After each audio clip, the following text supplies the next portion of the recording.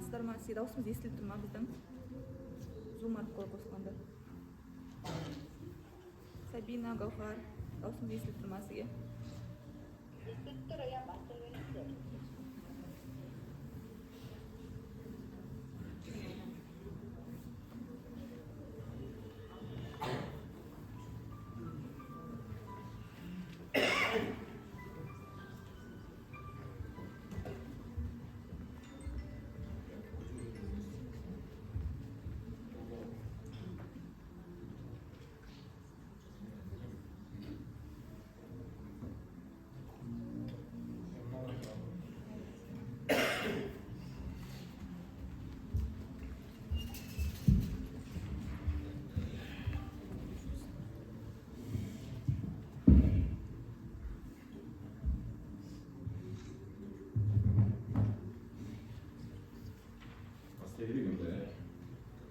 Қайырлы күн, құрметті ауылдастар, әріптестер, бүгінгі қоғамдық тыңдауға қатысушылар.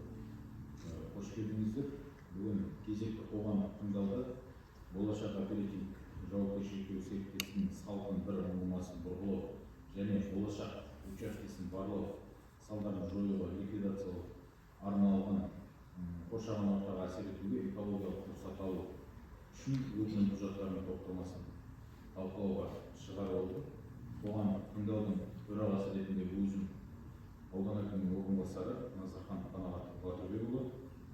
Бұл жерде қоғамдық тыңдауға онлайн форматта Zoom арқылы Маңғыстау облысының табиғи ресурстар және табиғат пайдалануды реттеу басқармасы Назарбаев Сабина Саламатқызы және Маңғыстау облысы экология департаментінің Ахметова Гаухар Бексұлтанқызы және хатшы ретінде жеке кәсіпкер Сапай өкілі Жаленова Шаттугүл Есенқызы кандидатурасын ұсынып отырмыз.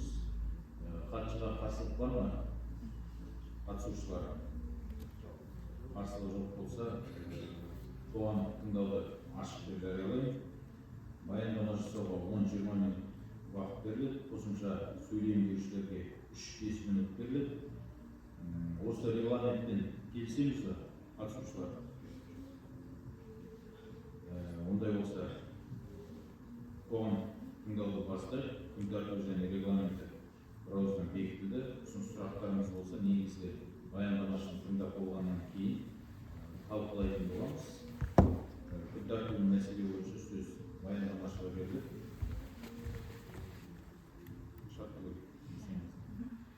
Сізге презентация көрініп тұр ма, демонстрация?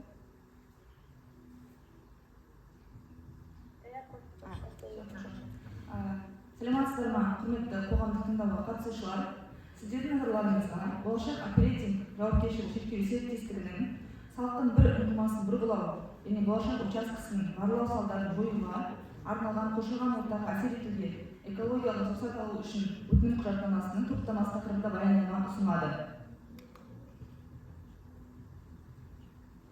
Кәсіпорын туралы жалпы мәліметтер. Болашақ оперативтік жауапкершілігі шектеулі серіктестігі Қазақстан Республикасының Маңғыстау облысында орналасқан болашақ учаскесінде көмірсутек шикізатын барлау мен өндіруді жүргізуге 2025 жылдың 7 наурызынан 5444 келісімшарттың негізінде жұмыс атқарады. Учаскенің жалпы ауданы 5584 шаршы шақырымды құрайды.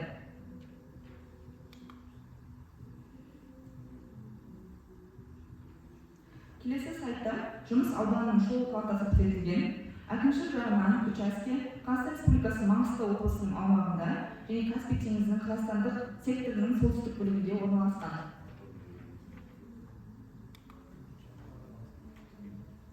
Келесі сайт ол жұмыс ауданының ситуациялық картасы көрсетілген. Болашақ келісімшарттық аумағының шекараларынан ең жақын елді мекендер. Солтүстігінде 77 шақырым қашықтықта Боранқұл ауылы, шығысында 40 шақырым қашықтықта Бейнеу ауылы, батысында Каспий теңізі, оңтүстігінде 45 шақырым қашықтықта Төлеп ауылы орналасқан. Сонымен қатар сайтта жұмыс ауданының ситуациялық картасы мен шекаралары көрсетілген.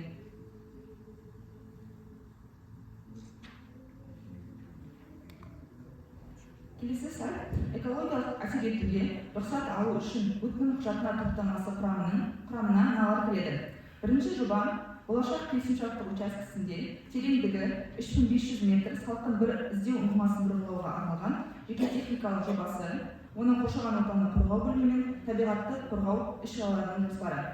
Екінші жоба Қазақстан Республикасының Маңғыстау облысындағы болашақ келісімшарттық учаскесінде көмірсутектерді барлау жөніндегі іздеу жұмыстары жобасына барлау салдарын жою ликвидациялау жобасы, оны қоршаған ортаны қорғау бөлімі және табиғатты қорғау іс-шараларының жоспары.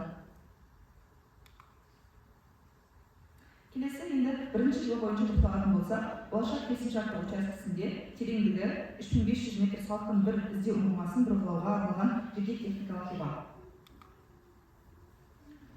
Жалпы жоспарланған қызметтің сипаттамасы. Ұңғыманы бұрғылаудың мақсаты мен тағайындалуы төменгі Бор және Юра шөгінділерінде мұнай мен газ залеждерін іздестіру болып табылады. Бір ұңғымаға арналған жер телімінің жалпы алаңы 3,5 гектарды құрайды. Ұңғыманы салу циклінің ұзақтығы 763 тәулік, оның ішінде 155 тәулік ұңғыны бұрғылауға және 540 тәулік ұңғымадағы 6 нысанды сынақтан өткізуге қарастырылған.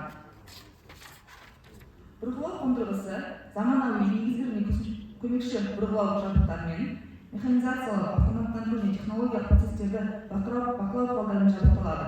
Техника қауіпсіздігі мен өртке қарсы қауіпсіздік талаптарына, сондай-ақ қоршаған ортаны қорғау талаптарына сәйкес келеді. Ұңғыманы салу ZG70 немесе оған ұқсас болатын қондырғымен жүзеге асырылады. Жоба бойынша уақытша объектілер, оның ішінде бұрғылау лагері мен өндірістік аймаққа орналастыру қарастырылған. Негізгі өндірістік операциялар құрылыс монтаждау жұмыстары, бұрғылауға дайындық жұмыстары, бұрғылау және бекіту жұмыстары, сынаққа дайындық жұмыстары және ұңғыманы сынау болып табылады.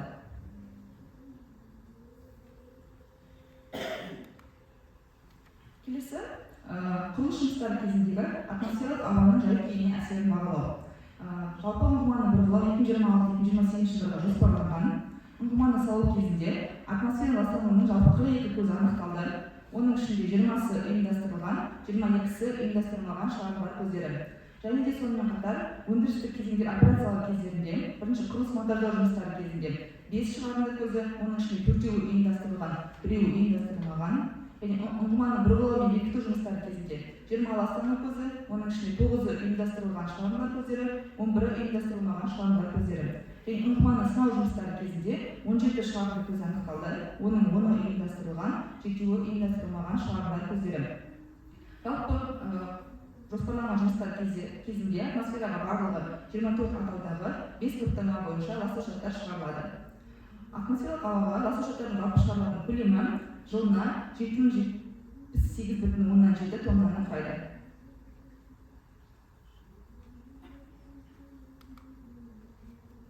Келесі жоспарланған жұмыстар кезіндегі су нысандарына әсерді бағалау. Жобаның салқын бір ұңғымасының жалпы алаңы келісімшарттық аумақтың шығыс бөлігіндегі құрлықта орналасқан және Каспий теңізінің акваториясына жатпайды. Сумен тұтыну болашақ учаскесінде ауыз су сапасына сәйкес су көздері жоқ, сондықтан кәсіпорын қажеттіліктерін қамтамасыз ету үшін келісімшарт негізінде әкелінетін су пайдаланады.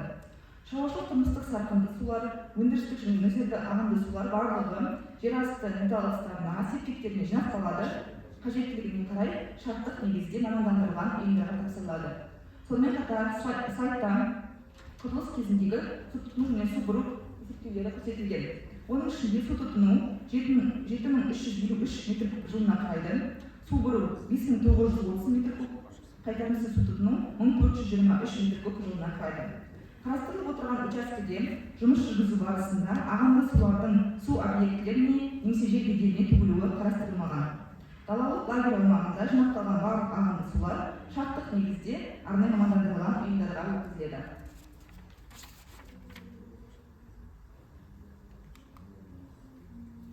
Келесі ол жобаланған жұмыстар кезіндегі қалдықтардың түзілуі мен түрлері. Қарастырылып отырған учаскеде, яғни ұңғыманы салу кезінде 13 түрлі қалдықтардың түзілуі күтіледі. Оның ішінде қауіпті қалдықтар, майланған шүберек, майлар, сынап құрамды шамдар, металл ыдыстары, химиялық реагенттерден босаған ыдыстар, бұрғылау шламы, мұнаймен ластанған топырақ және тұз қышқылмен өңдеуде пайда болатын қалдықтар.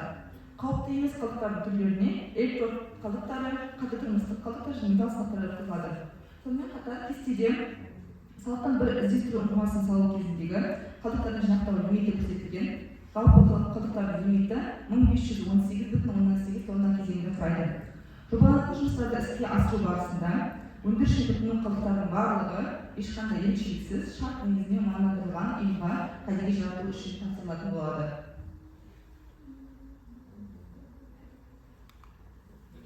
Келесі сайтта қоршаған ортаға теріс техногендік әсерді азайту бойынша іс-шаралар көрсетілген. Көріп отырғанымыздай, атмосфераға, су ресурстарына, жер қойнауына, топырақ өсімдік жамылғысы мен жануарлар әлеміне техногендік әсерді азайту үшін белгіленген іс-шаралар қолданылатын болады.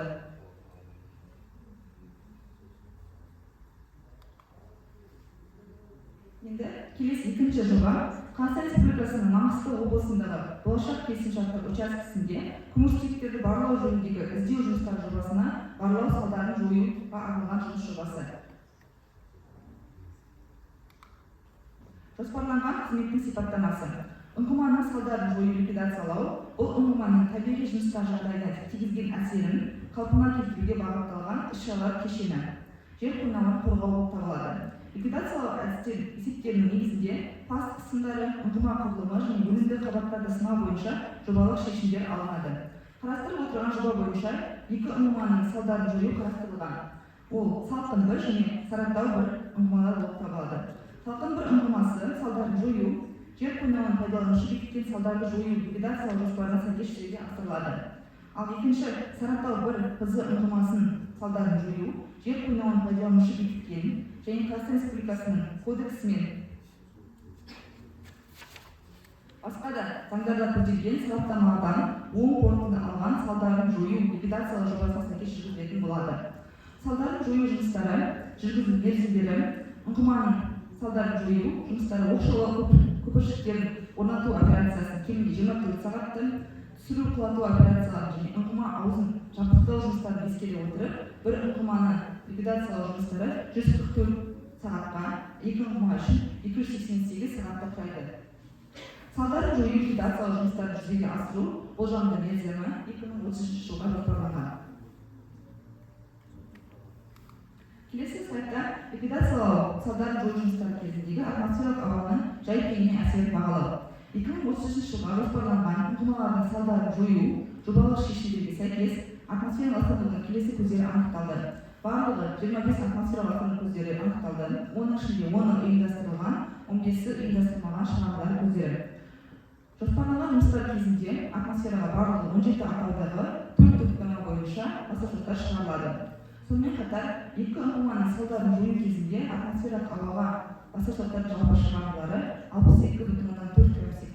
немесе 31,6 тонна кезеңді құрайды. Келесі, ликвидациялау жұмыстары кезіндегі су нысандарына әсерді бағалау. Болашақ учаскесінің батыс бөлігі Каспий акваториясында орналасқан, жұмыс жүргізілген уақытта қар еріген немесе жаңбыр кезеңдерде ғана суға алатын Манашы уақытша өзені бар. Қарастырылып отырған учаскеде жұмыс жүргізу барысында ағынды сулардың су объектілерінің немесе жер бедеріне төгілуі қарастырылмаған. Далалық лагерь аумағында жиналған барлық ағынды сулар шарттық негізде арнайы мамандандырылған ұйымдарға тапсырылады. Сонымен қатар, рұқсат етілген шығару нормативтерін белгілеу бойынша ұсыныстар болмағандықтан, жобада нормативтерге жеткізуге бағытталған су қорғау іс-шараларын әзірлеу және жүзеге асыру қарастырылмаған. Келесі, ұңғыманы ликвидациялау кезінде қалдықтардың түзілу мен түрлері. Қарастырылып отырған учаскеде жоспарланған жұмыстар кезінде 10 түрлі қалдықтардың түзілуі күтіледі. Оның ішінде жеті қауіпті қалдық және 3 қауіпсіз емес қалдық түрлері. Қауіпті қалдықтарға маланған шүберектер, пайдаланылған майлар, сынап құрамды шамдар, майдан босып қалған ыдыстар, химиялық реагенттерден контейнерлері, пайдаланылған майлы сүзгілер мен мұнаймен ластанған топырақ болып табылады. Қауіпті емес қалдықтарға электродтардың қалдықтары, тұрмыстық қатты қалдықтар және металл сынықтары жатқызылады. Сонымен қатар, болашақ учаскесінде кестеде екі ұңғыманы жою кезіндегі қалдықтардың лимиттері көрсетілген. Бір ұңғыманы ликвидациялау кезінде 78,9 тонна қалдық түзілетін болады, ал екі ұңғыманы ликвидациялау жұмыстары кезінде 127,185 тонна жылына қалдықтар түзілетін болады.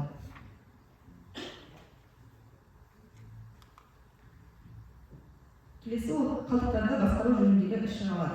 Болашақ оперейтинг жауапкершілігі шектеулі серіктестігі өз қызметін Қазақстан Республикасының экологиялық заңнамасының талаптарына сәйкес жүзеге асырады. Қалдықтарды қоршаған ортаға зиянды әсерін азайту үшін келесі ұйымдастыру техникалық іс-шаралар сақтау қажет.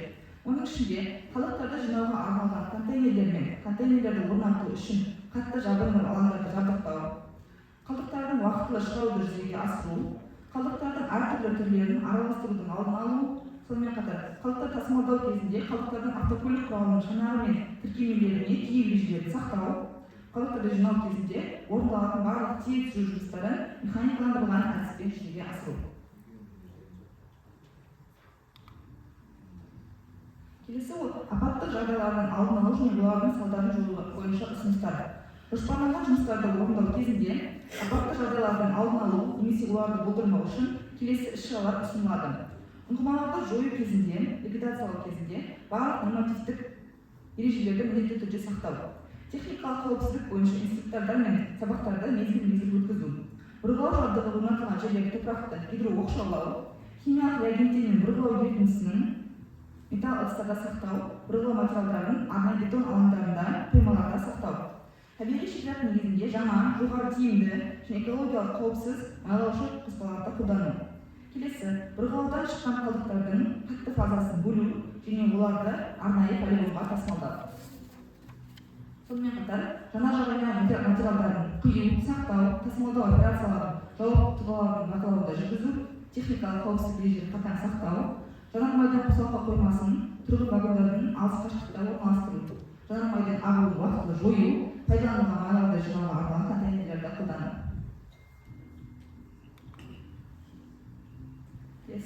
Қорытындылай келе, кешенді бағалау нәтижелері көрсеткендей, техникалық және экологиялық қауіпсіздік нормалары, технологиялық және табиғат қорғау шаралары сақталған жағдайда қарастырылып отырған учаскеде жобалық шешімдерді жүзеге асыру қоршаған орта компоненттеріне елеулі өзгерістер әкелмейді және учаске орналасқан аймақтың абиотикалық және биотикалық байланыстарына әсер етпейді деген қорытындыға келуге болады. Назарларыңызға рахмет.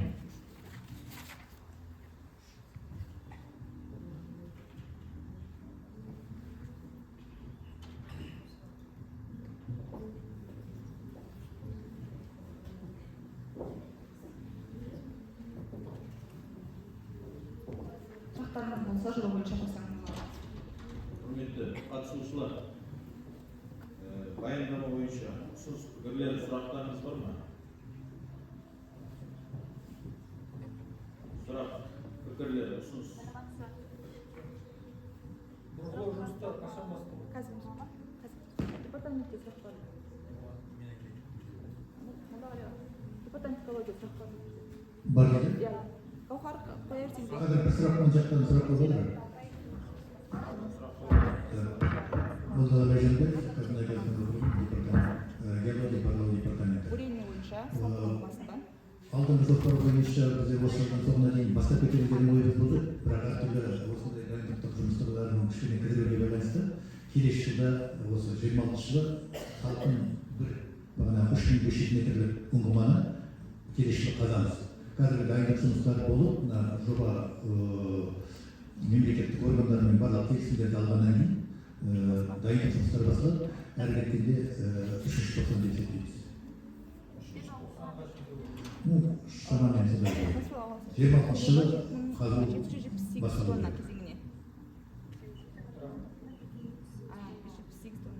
Департамент экология. Сұрақ бар ма? Департамент экология. Гауһар, сізде басқа сұрақ бар ма екен?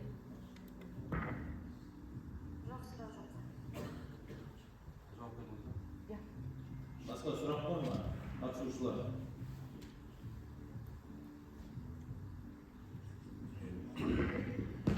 Қайырлы күн, құрметті берекелі Бейнеу ауданының тұрғындары. Семізот мемлекеттік қызметшілер. Енді осы Үштіртайырдың осы ауданға келіп, осындай жұмысты бастайындалады деп ұсыныспен келдік. Менің атым Нұрдәулет Аманғали Сүлейменұлы, Қазмайыр компаниясының өндіріс қатынастары департаменті директоры қызметін атқарамын.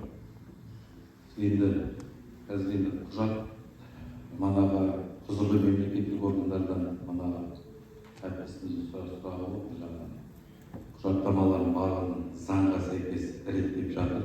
Бұйырса енді жобамыз осы жылда аяғына дейін бастап кетеміз деген ойымыз болып енді келесі жылға алып отыр. Бұйырса бір аяғымыз болып қазір бастағаннан кейін ең маңыздысы осы қазған жерімізден мұнай шыққан жағдайда мұнай бірінші алладан енді мұнай шығып ары қарата осы халықтың несібесіне, еліміздің экономикасына үлкен септігін тигізеді деген сенімдеміз. Осы әріптестер осылар санадан кеше ұшып келіп, осыны қазір осы тыңдау өткізгеннен кейін ары қарата көп құжаттар бар.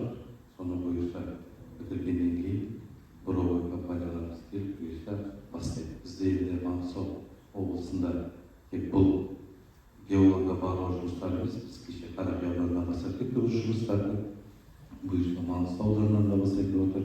Негізгі мақсат президенттің Қасым-Жомарт Кемелұлының тапсырмасы осы барлау жұмыстарын күшейту. Сол себептен осы Қазмұнайгаз компаниясы осы барлау жұмыстарын күшейтіп, яғни бұл жерден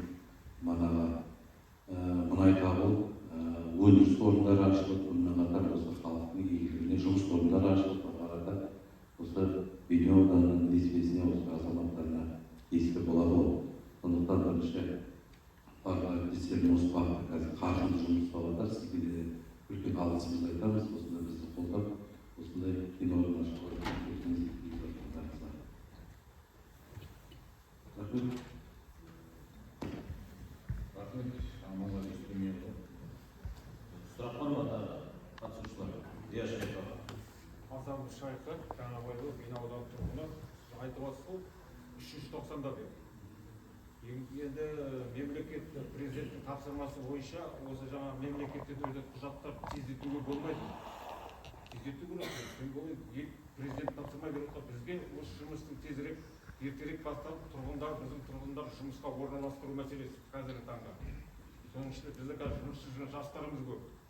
Сондықтан осы құжаттаманы ертерек жылдамдатып реттеп, осы 290-да бастап кетсе, бізге ұрысымен нұр болады. Шеке, біз келісіміз толықтай, мына қазақта жақсы сөз бар, арақ айтып семіз шыққан жақсы деп та, біз енді қазір ертерек уақыт айтып қойып, енді тағы да бірінші, біз шамай келгенше құжаттарды тездетіп тез бастағымыз келіп отыр. Біздің де ажардан тапсырма қадағалауда отыр да. Сондықтан біз қазір запасыма айтып отырғанымыз, сондықтан оны ертерек бастап бізге де жақсы жұмыстар. Дұрыс түсінеміз. Біз енді осы қоғамдық тыңдауға қатысқаннан кейін ертең аудан тұрғындары қатысыңдар, не айтты дейді. Сол кезде біз 390 деп айтсақ, ой, болмайтын зат екен деп халықта бір сенімсіздік пайда болады да. Сондықтан неғұрлым тездетіп істеу керек. Халықтың өтініші. Қабылданды шеке. Ана айтып кеткен біз мына Қарақия ауданында да осылай тыңдау өткізіп, осылай жұмыстарды істегенде, енді ол жерде жұмысты бастадық біздер. Сол сияқты енді ол бәрі ретімен келіп, оны бастауға бізде мана айтады ғой, орыстар заинтересованы, бізде соны тез бастауға ықпалын, барлық күш-жігеріміз салады. Сондықтан ол бізге де қажетті. Сол мұнай шыққан жағдайда екінші бірінші басқа жұмыс бастағаннан кейін уже мына халықтың игілігіне жайлы бастайды. Жұмыс көздері, жұмыс азаматтар балдарыңыз басталады. Әкімдікпен бірге отырып, маслихат төрағасы да отыр. Барлығымыз бірге отырып шешетін боламыз. Сондықтан тағы ұсынысымыз бар. Болашақта жұмыс бастаған Алла сақтан салып жұмыс басталып жатса, бізде мына колледж бар, политехнический колледж. Сондықтан мысалы мұнай саласын кіші мамандар, қуым оператордай дайындайды. Солардың келісімге отырып, сол біздің бітірген студент балдарды жұмысқа орналастыруға осыған басты назар аударсаңыздар деген ұсынысым бар. Мен енді түсінемін, бізді ассалаумағалейкумден бурение бастан мұнай шыққан тілеп отырмыз. Себебі бурение ең қымбат зат. Егер мұнай шықпаған жағдай кезде бір бурениеден бурить ету үшін $1,5–2 миллион ақша кетеді. Егер шықпай қалғанда ол жерге көміледі. Сондықтан да сіздің жұмыстар сәттілік тілейміз. Бірінші қазған бурениеден мұнай шықсын деп тілейміз.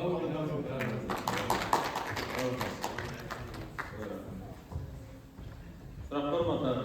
Қатысушылар, ұсыныс пікір. Сұрақ болмаса, барша қатысушыларға рахмет. Енді қоғамдық тыңдауды өтті деп есептейміз. Қоғамдық тыңдаудың қорытындысы бойынша арнайы хаттама жасақталып, бүгінгі ұсыныстар, қойылған сұрақтардың барлығы